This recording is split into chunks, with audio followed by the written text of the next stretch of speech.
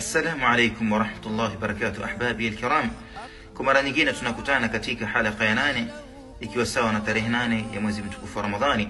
Namuomba Allah subhanahu wa ta'ala tutakubali dua zetu na funga zetu na bidii zetu na atusamih kutokana na kasoro zetu, Allahumma amin.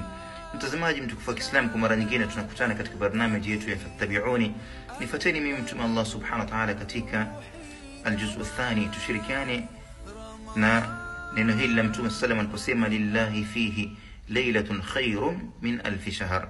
Katika mwezi wa Ramadhani Mwenyezi Mungu subhanahu wa ta'ala ameuhusisha usiku mmoja ambao usiku huo ni bora ibada yake kushinda ibada za miezi 1000. Lakini suala ni hili, ma adraka ma hi, ni kipi chenye kufahamisha kuhusiana na usiku huo? Ni usiku gani huo?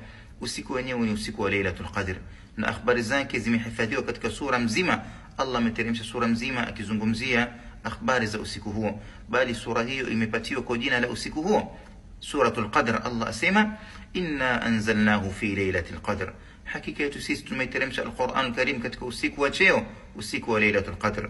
Kisha Allah anatuuliza wama adraka ma Lailatul Qadr, ni kipi chenye kufahamisha wewe msomaji wa Qur'ani, ewe mtazamaji msikilizaji, kuhusiana na fadhila na utukufu wa usiku huo?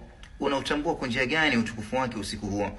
Allah anatubainishia fadhila zake akituambia Lailatul Qadri khairun min alf shahr, usiku huo ni bora ibada yake kushinda ibada za miezi 1000.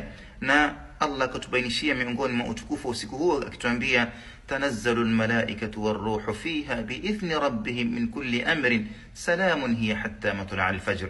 Ni kuwa utukufu wa usiku huo ni kuwa malaika wanateremka katika ardhi hii pamoja na Jibril alayhi salam, bali usiku huo unakuwa na utulivu na amani hadi ipambauke alfajiri. Namuomba Allah subhanahu wa ta'ala astuharamishia rabbal alamin.